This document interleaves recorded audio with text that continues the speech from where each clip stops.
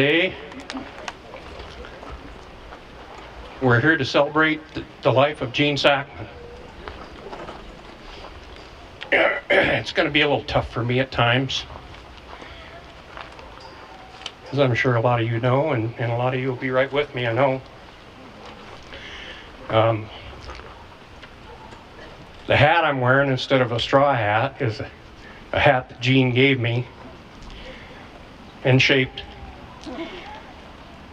kind of the traditional Sackman crease there. He also gave me this belt buckle, and he told me that if I lost the election I had to give it back. I'm still wearing it.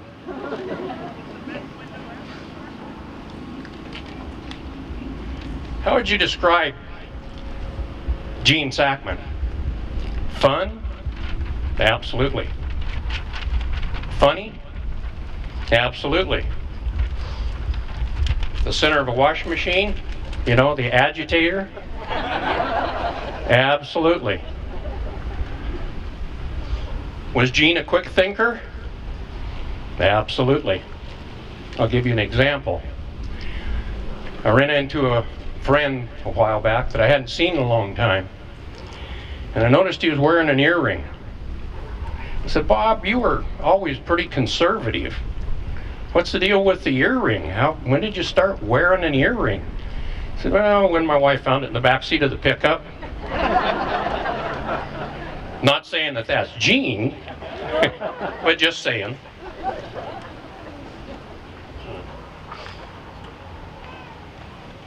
I got a call from Ronnie Jones. He was going to try and make it today. I don't see him in the crowd. If you're here, Ronnie, give a shout. But he said, "Jim, is it true?" I said, "Yeah, it's true." He said, "Gee whiz.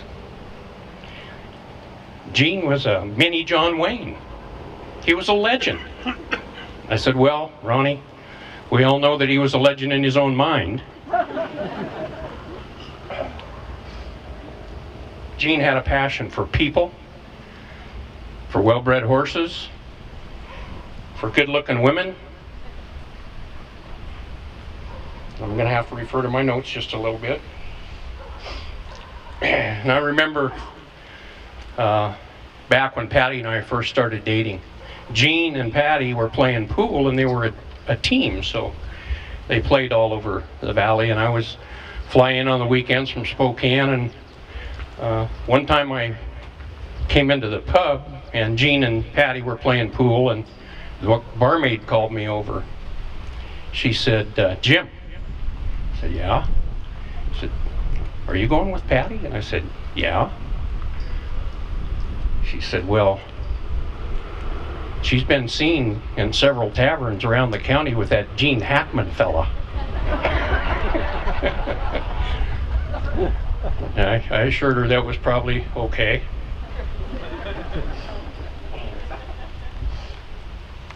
Gene never knew a stranger.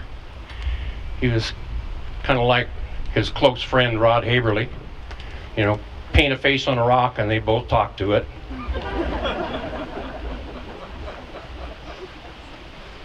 In the meantime, as time passed, we did some team penning, and Patty bought me a nice little set of roping spurs. They were engraved and fairly light, and when I wasn't wearing them, they always hung on the end of my bed. I had a log bed in our log house, and a couple of years later, when Patty and I were getting married, and two of our best friends stood up for us, Rod Haverly and Gene Sackman. I looked down as we were standing at the altar. That Gene Sackman fella had my spurs on. I never asked.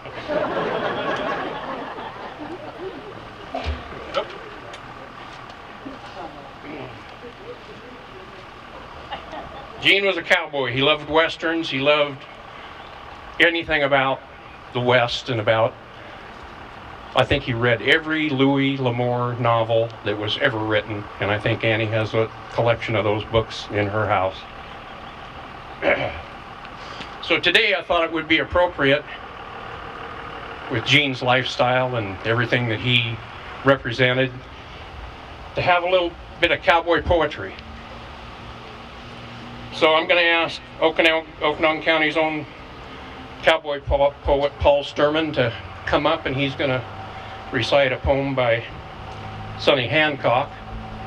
But while Paul's coming up, how many people here have ever run out of gas with Gene Sackman, Gene Christmas, sorry about that.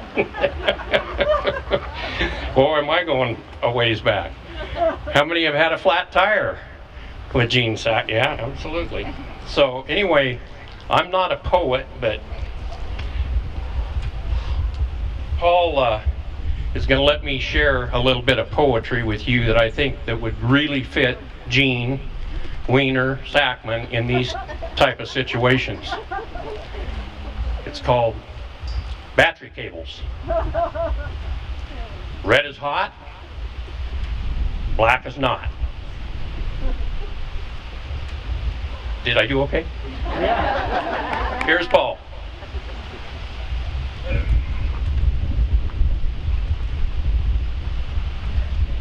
Well, you know, Gene, I don't know anybody that loved to laugh more than Gene did, and I never did see the man, except he had a twinkle in his eye and a smile on his face, and it didn't matter what he was doing, it was always fun. And so Jim thought he might enjoy this one. You know, I traded for a horse one time. Oh, he wouldn't take no beauty prize. He's a great big long-geared blue-roan gelded. Not too bad for weight or size. You see, I had to make some tough old circles, and that trader guaranteed that horse would show me lots of country. Not need too much rest or feed. He said, now this is no kid's horse, but he will pack you up the creek, and he will hump up on occasion, and he has been known to kick. Now, I wouldn't trade him to just anyone without feeling some remorse, but if you're a sure enough cowpuncher, mister, he's your kind of horse. Well, I stepped on that horse next morning. He commenced to buck and bawl. That trader maybe hadn't lied none, but he hadn't told it all, 'cause we sure tore up the country where he threw that equine fit, and I'd almost run out of handholds by the time he finally quit. Well, that kind of seemed to set the pattern. Things just never seemed to change, although I showed him lots of country. Every corner of the range, every time I'd ride that bugger, he'd keep me setting tight, and I knew I'd make at least 3 bronc rides before he'd pack me home at night. And then the thing that really spooked me and put a damper on my pride is the fact that he's learning how to buck a lot faster than I'm learning how to ride. Well, I come into camp one evening, it's getting kind of late, and I see this gray horse in the corral, and there's a saddle by the gate. Boy, I looked that gray horse over, man, I sure liked what I seen. And then this kid showed up around the barn. Must have been about 16. Said he'd lamed that horse that morning coming down off Granite Grade, and he wondered if I had a horse I'd maybe like to trade. Said he didn't have no time to stop and let him heal, and says beggars can't be choosers, he'd take most any kind of deal. Now when a fella's trading horses, why, most anything is fair, so I traded him that blue roan for his gray horse then and there. And then my conscience got to hurting when I thought of what I did to trade a fly-blowed dink like that to some little wet-nosed kid. So next morning after breakfast I told him, listen lad, if you want to know the truth, the trade you made last night was bad. That blue horse is a tough one. Bad as anyone you'll see. He'll kick you, strike you, stampede. He's a sorry S.O.B. It's all I can do to ride him, and I tell it to you straight, I believe you'll be awful lucky just to ride him past the gate. Now there's 2 or 3 old horses out there in the saddle bunch that ain't got too much going for them, but I kind of got a hunch they'll get you where you're going if you just don't crowd them none. But man, I hate to see you ride that blue roan bugger, son. He said, well, I told you last night I'd make most any kind of trade, and I appreciate you telling me what a bad mistake I made, but you know, my dad told me when you're trading, no matter how you feel, even if you take a whipping, a deal is still a deal. Now that horse you say has lots of travel, and he's not too bad for speed. Well, sir, I'm in a tight now, and that's exactly what I need. I traded for him fair and square and darn his blue roan hide when I ride out of here this morning. That's the horse I'm going to ride. Well, I watched him cinching up his saddle, pulled his hat way down. He stepped right up in the rigging like he's headed straight for town, stuck both spurs in his shoulder, got the blue roan hair to flying. He tipped his head straight back and screamed just like a wounded mountain lion. Well, I heard a lot of stories about the bucking horse ballet. I heard of poetry in motion, but the ride I saw that day just plumb complete defied description, though I still can see it plain like it happened in slow motion and was branded on my brain. I don't suppose I could explain it even if I tried. The only thing I could say is, by the saints, that kid could ride. When it was over, I decided I could learn a few things still. I said, son, man, I'm awful sorry I misjudged your riding skill. He just said, shucks, that's okay, mister, as he started on his way. But if you think this horse can buck, don't put your saddle on that gray.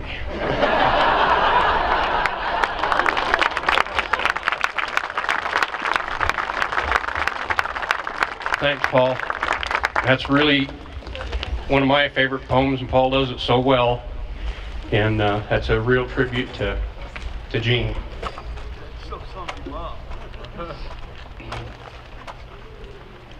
Philip Eugene Sackman.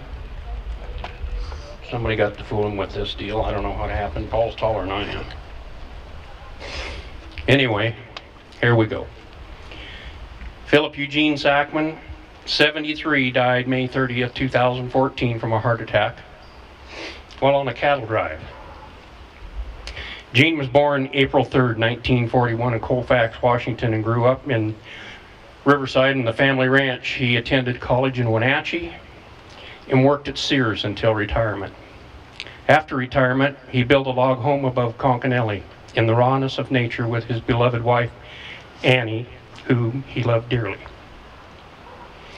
He was a memorable character to those who knew him, with a wink and a twinkle in his eyes, paired with that genuine smile. Gene loved people. He lived a wholehearted life. He became something of an American folk figure, hero to some and a pain at times to others. Gene was the kind of person you wanted to be around. Truly was the life of the party, a voice from the past. He carried old-time ways with him through stories and his cowboy way of life. Sackman, for many, was a symbolic male figure, welding, fixing, carving, horse breaking and breeding, and Western book reading. He had a handsome and hearty face with crinkles around those teasing eyes, expressing much emotion and giving the impression of a man of action, a man who lived life. His confident and friendly demeanor was that of a man who did not look for trouble but was relentless in tackling it when it affronted him. Gene initiated unforgettable adventures, worthy to be shared over and over again with his family and friends. He enjoyed his westerns on television and in books, but he loved living them even more. He's survived by his wife Annie, daughter Kim Bartell, son Tony, 7 grandchildren, 3 great-grandchildren, sister Sally Eater, brothers John and Buck, and a slew of amazing friends. In lieu of flowers, we'd appreciate a donation for the Conconully Fire Department.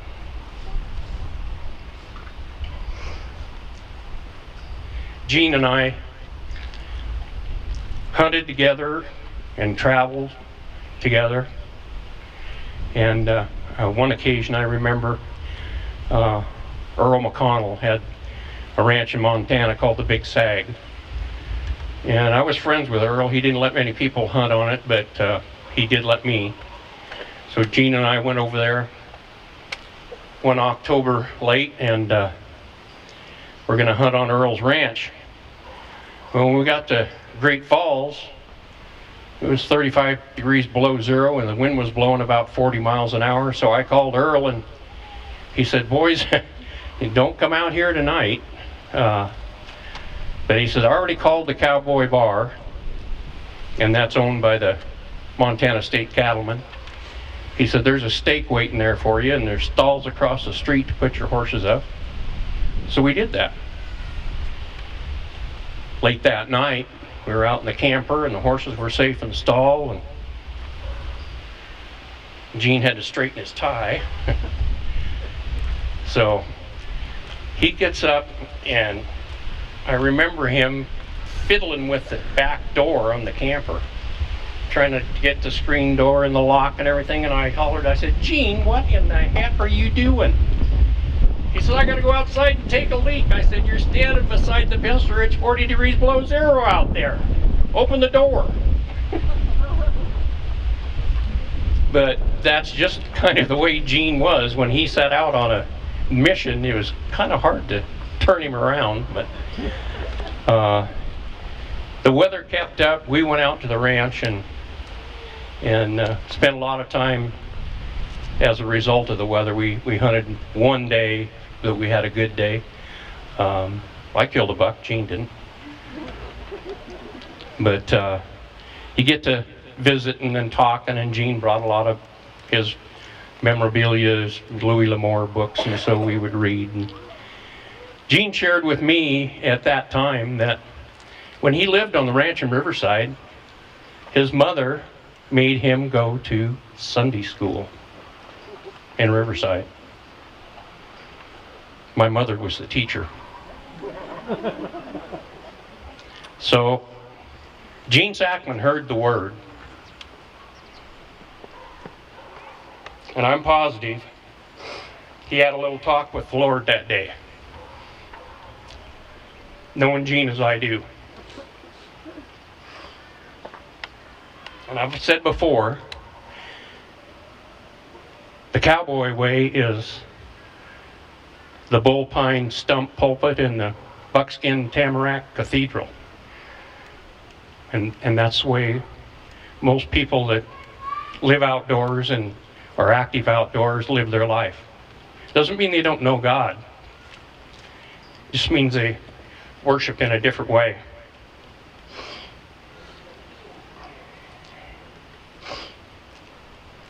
When you're surrounded by nature every day, raising cattle, and raising horses, the cycle of life and death is our very existence. We know that when we are born, we begin to die. Life is a disease, and it's always fatal. So here's the deal. You know what I liked about Gene Sackman? Nothing. But you know what I loved about Gene Sackman?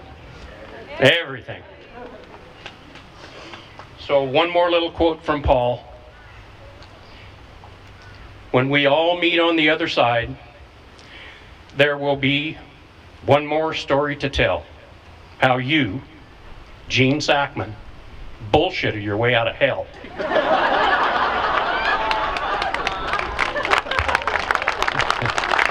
Now it's time for some words from the family. John, you're up.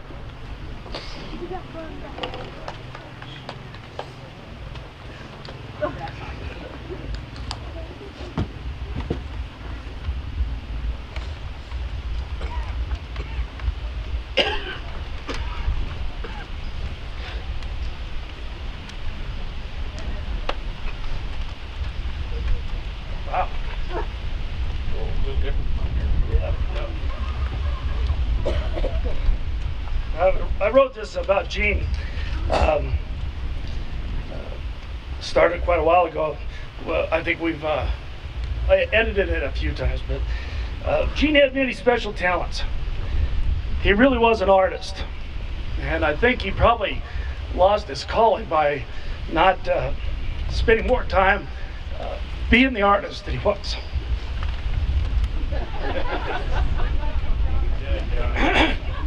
Anyway, so early on, he learned how to work with leather and silver.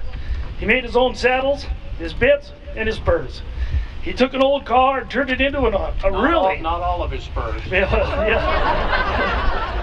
turned it into a really cool hot rod, red one, Merc. Bought it from an old vet up in Tenasket. He carved doors, furniture, stocks for his guns. He built his dream house and barn with the help of Annie and many friends, but it was his vision. Along with all that, he learned to become an excellent salesman. He could sell someone oceanfront property in Oklahoma. He was a cattleman. He was a horse breaker. He was also a respectable water skier. He did many things, but he did it his way. Sometimes this was maddening, frustrating, but usually it was fun. I want to tell you what a typical project was like with Gene. I'm going to tell you what a project was like with Brother Gene. As I recall, it began on a Monday. At the crack of dawn, Gene's time, which was about 10, 11, 12 o'clock in the afternoon, we decided to put salt out on the range. And we decided to have it done the good old-fashioned way with a mule and horses. First, we had to fabricate an acceptable carrying place for the salt. We proceeded to look at 15 old tires that Gene had in the back lot. Now, it could not just be any old tire. Gene put a lot of thought into picking the best old used tire, and then, proud of ourselves for picking just the right one, we took it to Gene's shop. It began the thought process of how and what tool we could use to cut the tire in half. He suggested that always I, use a hacksaw, saying would be good for me. I looked at him and said, sounds like a good idea. Let's get started, which immediately made him think. If John thinks it's a good idea, then there must be a better way. We ended up using a Sawzall, which was pretty quick. Next, he decided to take a chainsaw out to cut the trail. But as usual, we had no gas and oil. So that meant a trip to town. The first vehicle we tried had a flat tire, the next a dead battery, and the next one read empty. The fourth one, because Gene always had 4 or 5 vehicles around his place just for those special occasions, we made it. But first, Gene had to take a shower, put on his pressed Levi's that Eddie took lots of time doing, his pressed shirt, and his town cowboy hat. He had to look presentable. I made it through the first page. I think I'm getting better. A little shaky. After taking care of business, Gene thought it was going to be a good idea to go to the local watering holes and socialize, talk politics, and of course down a few well drinks. Well, by the time the day was over, Tuesday we had to do a lot of reflecting, healing, and we worked our butts off not getting anything done. Wednesday began by not getting the salt out, but rather having to do backhoe work, do a little blade work with his cat. It seemed he could turn a 15-minute job into an all-day event. Sometimes it was life-threatening for me or anybody else, but mainly Annie. By Friday, we were ready to put the salt out. We got an early start, about 10, 11, 12. Our horses saddled, we got Jackie out, the mule ready. As we were putting the pack saddle on, I asked Gene when the last time Jackie had been ridden or packed. He said, 5 or 6 years, but don't worry, she's really broke, so this will be easy. He proceeded to put the 200 pounds of salt on Jackie, lashed them down, and then we strapped on the old Craftsman chainsaw. Gene mounted Stretch, his horse, and dallied old Jackie up.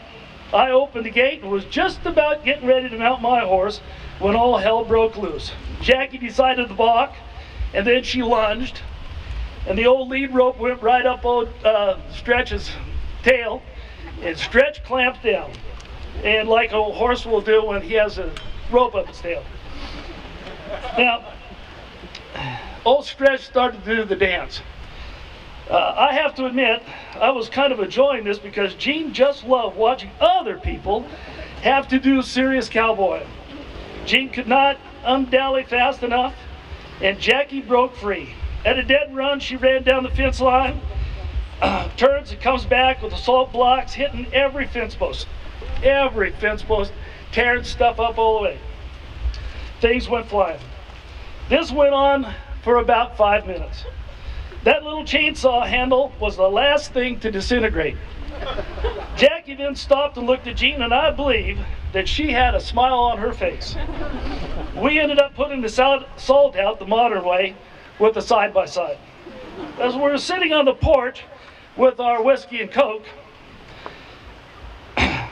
Gene looked at me and remarked, "Wasn't that a great project?" It gets better though. Later he takes a box into Sears with 100 pieces of Craftsman chainsaw parts. He sets it on the counter and with a straight face says, "This chainsaw is defective and it malfunctioned." I'll be damned if they didn't give him a brand new chainsaw. Gene had a way of making things bad turn good. As I said earlier, he was a salesman. I will miss projects with Gene. I will miss Gene. Thank you.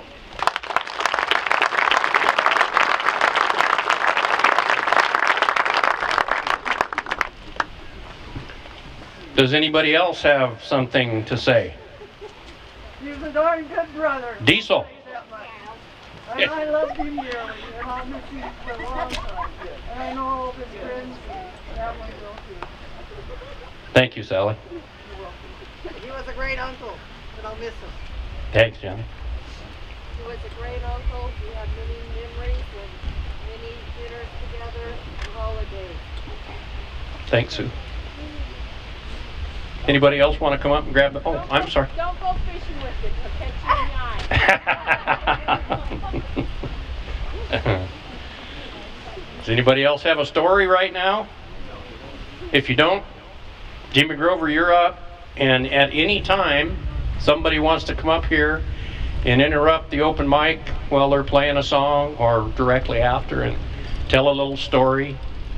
I've got one. While Jimmy's getting ready. When I lived in Spokane, I had a brother-in-law that owned Elkins Machinery. And we were going to a Ritchie Brothers auction on the coast one night. We got a late start. As we're coming by Wenatchee, I looked down and Gene's porch light was on. I said, "Hey, Dean, we can stop in there and Gene and Annie will probably let us sleep in the basement and we can take off from there in the morning." So we pulled down there. Gene was there, Annie was gone. So he gets out the whiskey bottle and we had a drink or two, maybe three, and Annie shows up with her police officer uniform on. She was a reserve. And she'd been out, I think, to our pistol practice that night. So Gene, being the agitator, starts picking on Annie.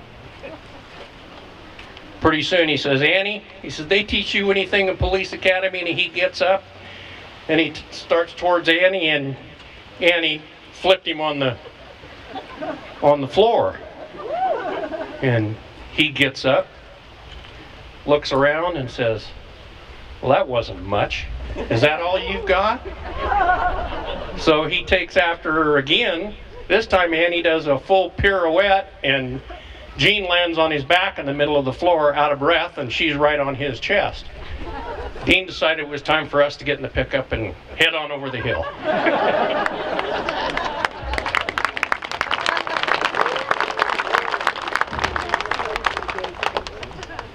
I'm going to hike off of here. Hey, Jimmy. I don't have this.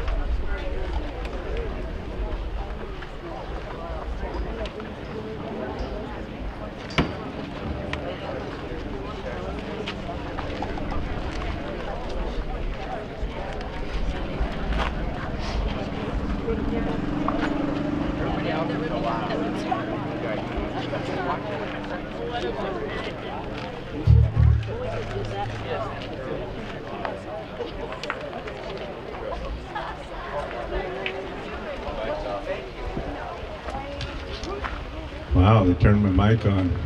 They don't usually do that. If Yeah. anybody decides they have a story they want to tell about Gene or have anything to say, feel free to come up. We'll open the mic up for you. We're just going to play some drinking songs because I think that's what Gene would like. So it's going to be a little emotional, but he would want us to have fun, so we're going to.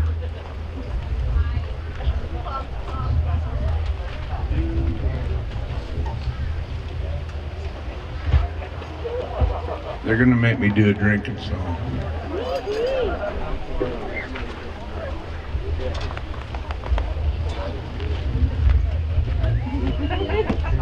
If it's too loud, just move back.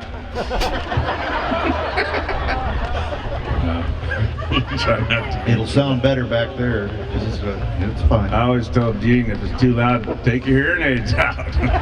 You know, come on.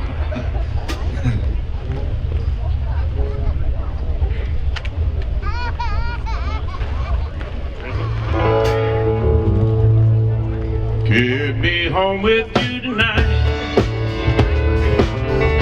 Could quit doing wrong, start doing right. You don't care about what I think. I think I'll just stay here and drink.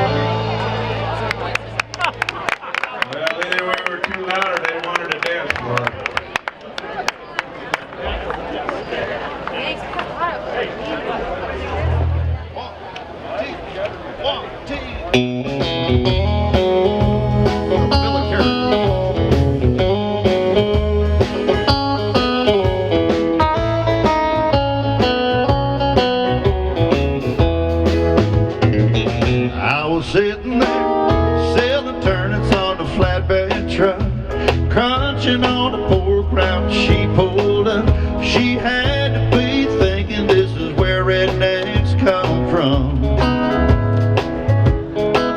She had Hollywood written on her license plate. She's lost and looking for the interstate. Needing direction, I was the man for the job.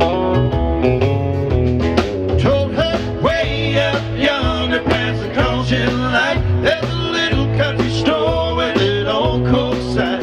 Gotta stop and ask Miss Beth some of her sweet tea.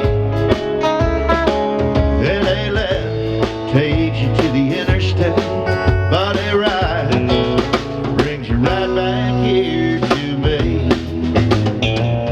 I was sitting there thinking about her pretty face, kicking myself for not catching her name. I threw my hat, thought you fool, it could have been love. I knew my old Ford couldn't run her down. She probably didn't like me anyhow. I watched her disappear to a cloud of dust. Told her way up yonder past the Conconully light, there's a little country store with an old cold sign. Gotta stop and ask Miss Beth some of her sweet tea. Then a left takes you to the interstate, but a right brings you right back here to me. Is this Georgia he playing tricks on me, or am I really seeing what I think I see?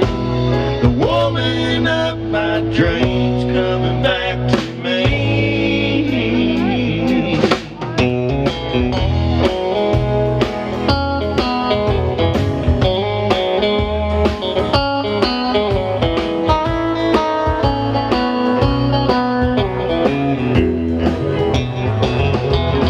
She went way up yonder past the Conconully light. Don't know why, but something felt like when she stopped and asked Miss Beth some of her sweet tea. Mama gave her a big old pass, sent her right back here to me. Thank God, good direction.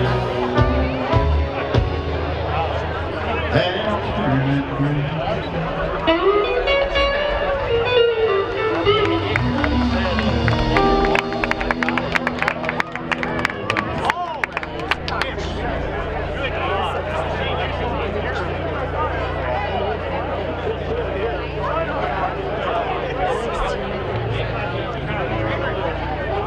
They gave me a guitar pick, but I'm not going to use it on this one.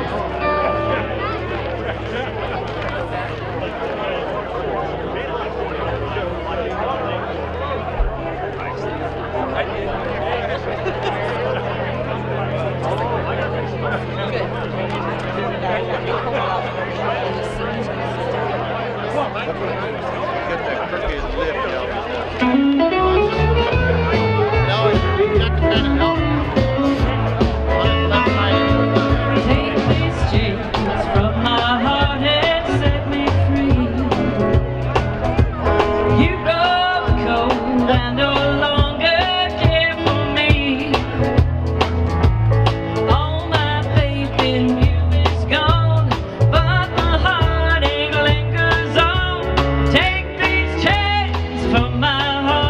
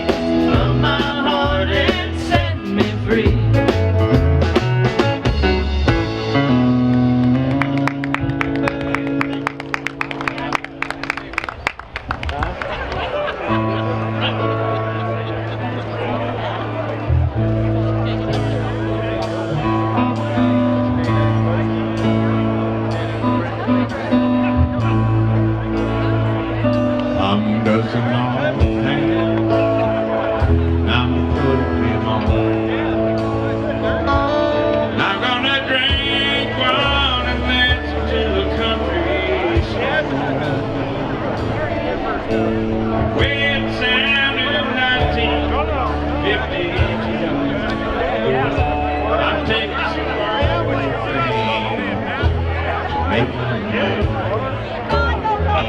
Picking up the phone,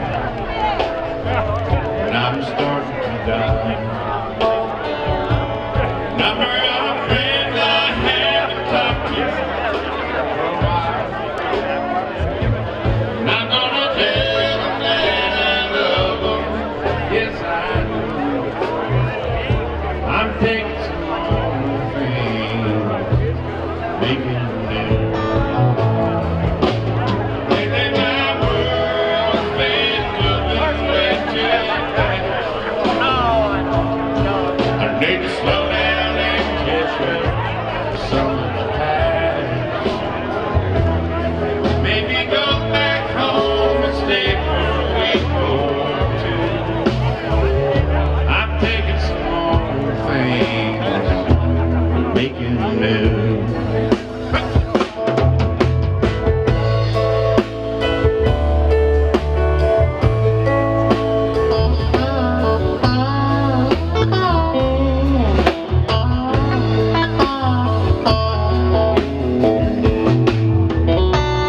I'm taking your picture out of that drawer. I'm gonna hold you close to my chest once more. Remembering the love that was so true. I'm taking some old things and making them new. Lately my world's been moving way too fast. I need to slow down and catch up with some of the past. Maybe go back home and stay for a week or two. I'm taking some old things and making them new. Playing my D18 and humming a hacker tune. I'm taking some old things, making them new. I'm taking some old things, making them new.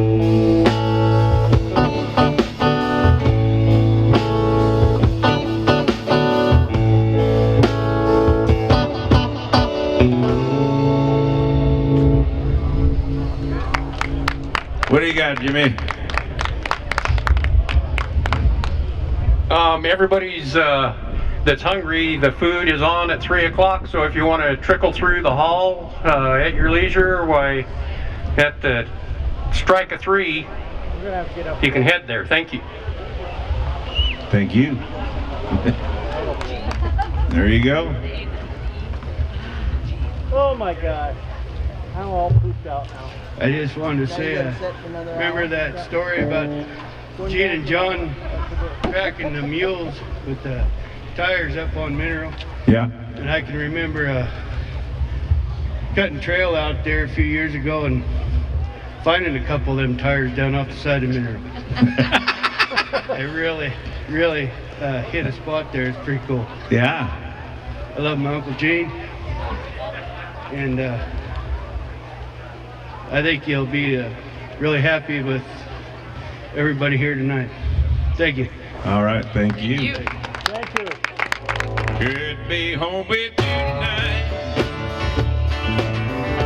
Could be doing wrong, not doing right.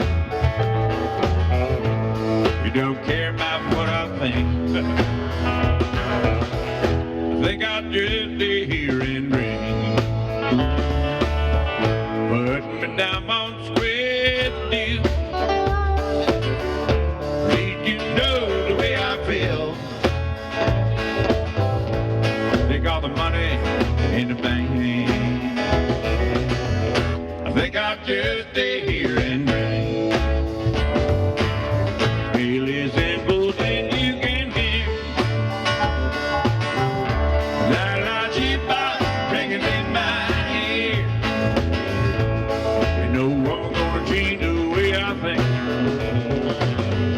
I think I'll just stay here and drink.